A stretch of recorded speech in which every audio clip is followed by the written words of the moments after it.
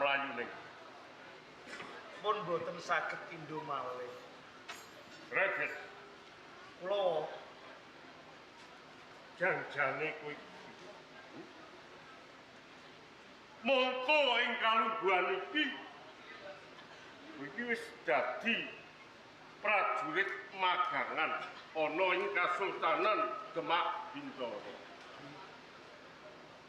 Lho kok iso-isane kowe nganti kelayaban kan ing banyu biru saya meneh yen dak sawang sandang penganggumu ora nganggo sandanganing salumrahing prajurit ning kowe uga nganggo sandangan kanthi cara sudra. Tenane apa sing kok karepake? Guru waleh napa malih? Kula mboten saged nutupi perkalis menika. Pokane Guru. Rebet. Wedal menika kula kapocot dados prajurit wonten ing Demak Bintoro. Piye?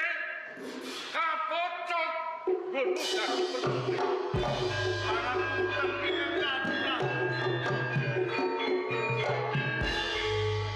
Rebet. kula wae Nganti kowe kapocot nggonmu dadi prajurit ing Demak lawan Kanjeng Sultan Trenggono.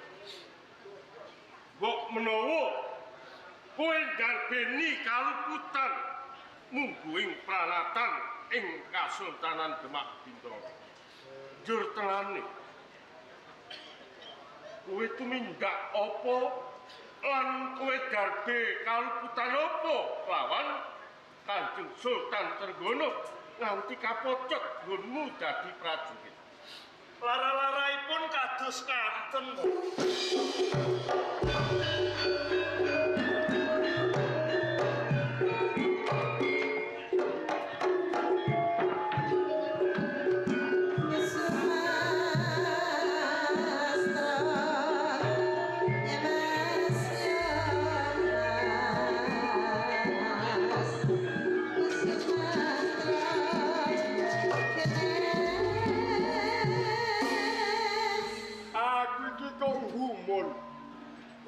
Meripat rasane ngantuk tinggo turu ya ora iso merem.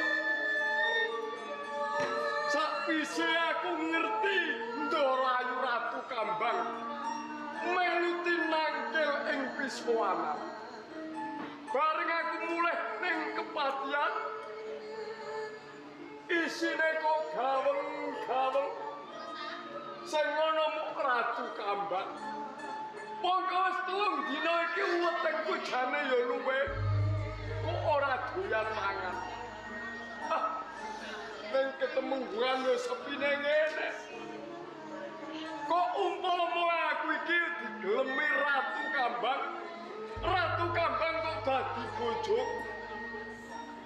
Patang dina patang bengi aku mbok menawa ratu. Kowe ingkang suwun, Paman.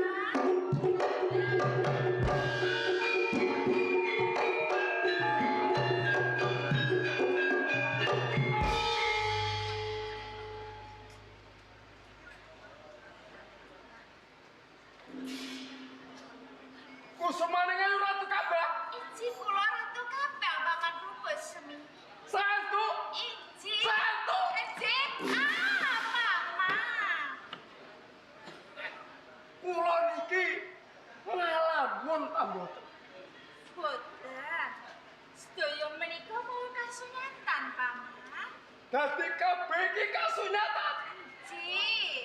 Jajal bi aku tak demek. Kira-kira iki tenan apa ora? Panjenengan badhe ndumuk dumateng kula. Umpama Paman Prabasemi demek pipimu kowe ya oleh. Nggih dipun keparengake to, Paman. Alah. Ayo, sing dhuwit ta. Iki jebule wong wedok ayu kuwi. Umpama demek janggutmu kowe ya oleh.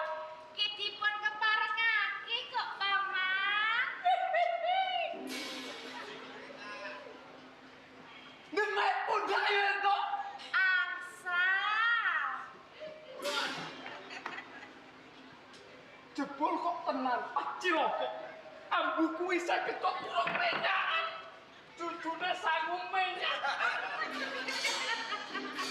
Mama, menyakan ke menyakan. Aku kok isin. Lumprat yang menyakan menika nggih manggenipun teng kelek. Lah niku ngandhapipun kelek kok nggih disemproti. Kersane ben seger kabeh Ndoro Ayu Ratu Kambang. Nggih, Paman Prabu Semini. Kembang